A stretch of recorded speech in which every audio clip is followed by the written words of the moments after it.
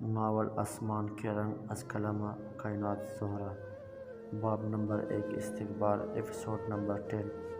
کون ہے وہاں؟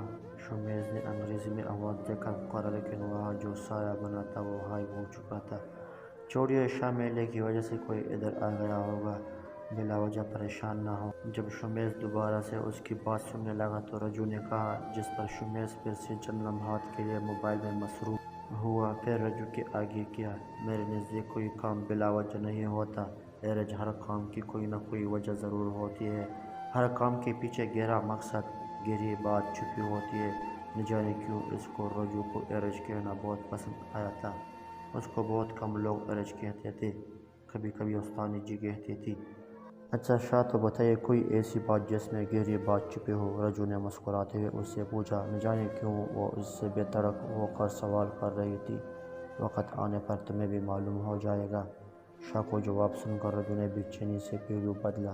دیکھیے شاہ، یا تو آپ مجھے بتاتے نا، اب یہ بات کر دی تو ساری بات بتائیے، اب ساری زندگی میرے پیٹ میں درد ہی رہے گا کہ شاہ نے وہ بات کیوں کی تھی۔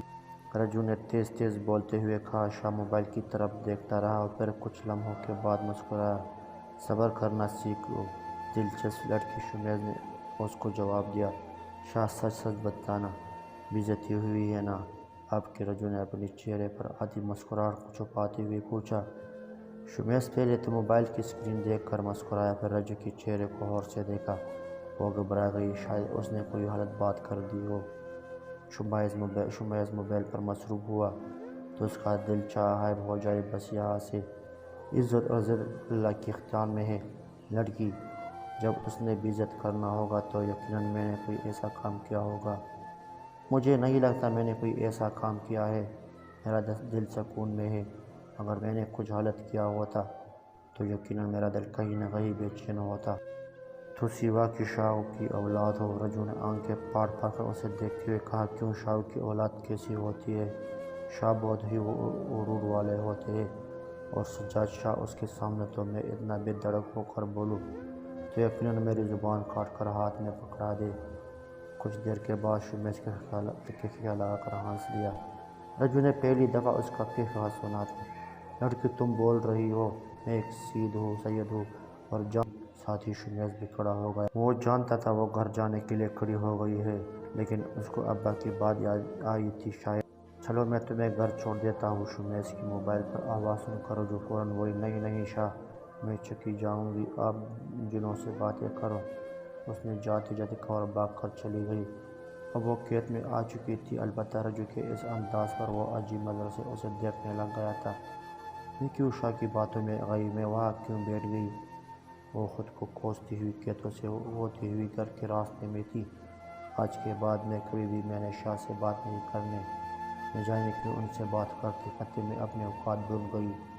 میں ہوں تو ان کی نوکر، میں ان کے ساتھ بیٹھ گئی، نہ جانے کیوں اس کا دل کیا رو دے، آخر اس کو کیا ضرورت تھی شاہ سے اس طرح بات کرنے کی؟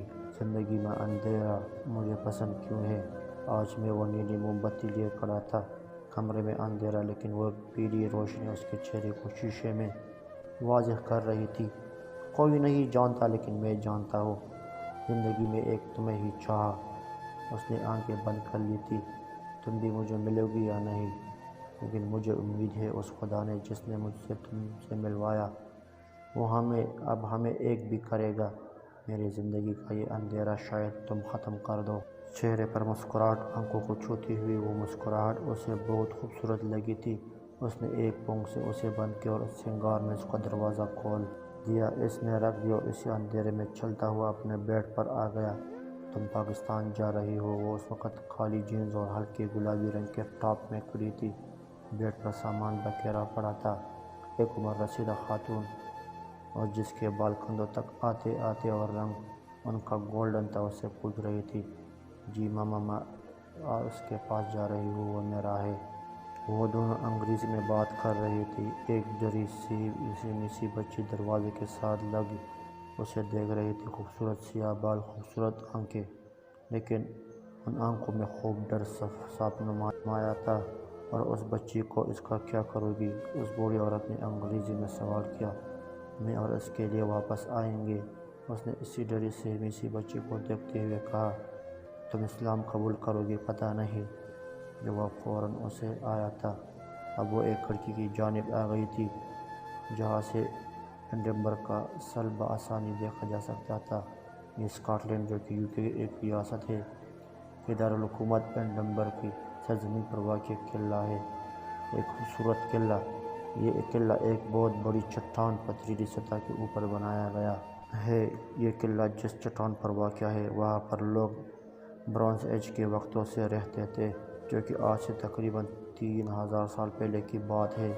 یہ قلعہ آج سے 1400 سال پہلے بھی جنگلوں سے بھرا پڑا تھا، کیونکہ اس کا تذکرہ انگریزی زبان کی شروعاتی یا ابتدائی منظومات میں سے ایک نظم دی گارڈین میں بھی اس کا ذکر ہے۔ اس نظم میں اس کو ایڈن قلعہ کہا گیا ہے، جو کہ آج ایڈنبرگ کہلاتا ہے۔ خوبصورت منظر پیش کرتا یہ قلعہ لاہور کے شاہی قلعے سے مشابہت رکھتا، لیکن وہ ٹوٹ پھوٹ کا شکار ہو چکا، جبکہ یہ ابھی بھی ویسے کا ویسا ہے۔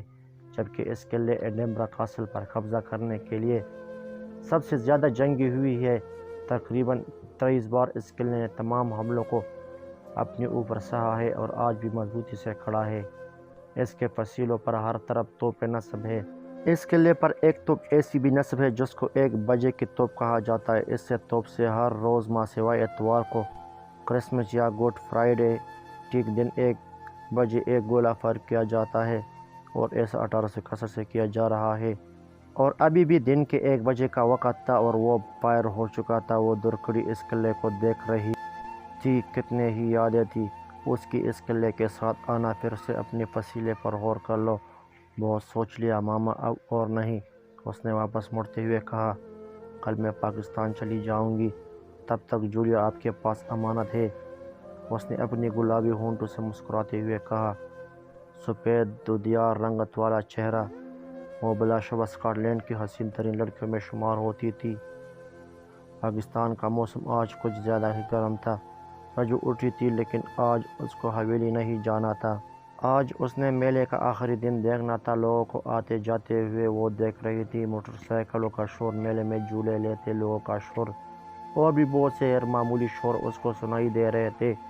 آج اس نے خاص طور پر حویلی سے چھٹی لی تھی اور اس کی سفارش آج کے لیے استانی جی نے کی تھی، ورنہ تو ممکن ہی نہیں تھا بینا نے اسے چھٹی دیتی۔ لیکن اب اسے غلطی محسوس ہو رہی تھی۔ کاش وہ چلی جاتی۔ نہ جانے کیوں آج وہ شاہد کو ڈھونڈ رہی تھی، لیکن آج وہ اسے نظر نہیں آ رہے تھے۔ آج اس نے وہی سوٹ پہن رکھا تھا جو اس کو دلکش نے دیا تھا۔ رمشا سے اس کی رات کے بعد ملاقات نہیں ہوئی تھی۔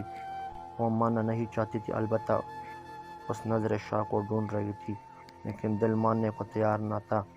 تقریباً صبح کے 11 بج رہے تھے۔ وہ میلے پر تھی۔ آج رمشا کا اس نے انتظار نہیں کیا تھا۔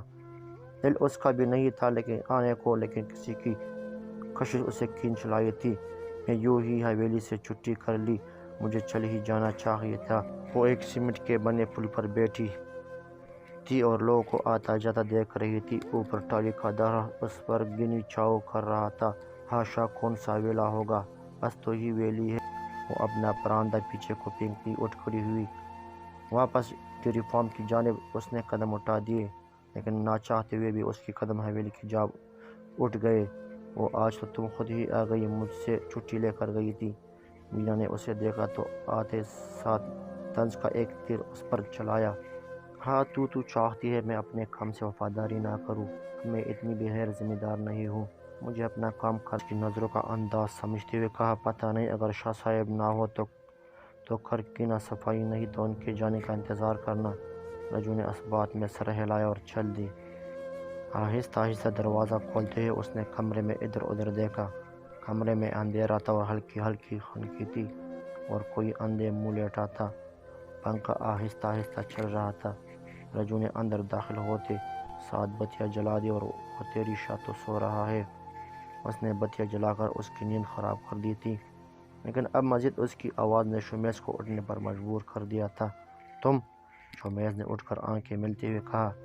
ابھی وہ اپنا موبائل اٹھا تھا کہ رجو بولنا شروع ہو گئی۔ شاہ دیکھو، مجھے نہیں پتا تھا آپ سو رہے ہو۔ سو جاؤ، اللہ معاف کرے، آپ بھی کرنا۔ اس نے ٹاس سے دروازہ بند کر دیا۔ شمیز نے گھڑی دیکھی، وہ دور کرنا چاہا۔ کہانی جاری ہے، مزید اقساط کے لیے ہمارا چینل سبسکرائب کرو، اپنے دوستوں کے ساتھ ضرور شیئر کریں۔ شکریہ۔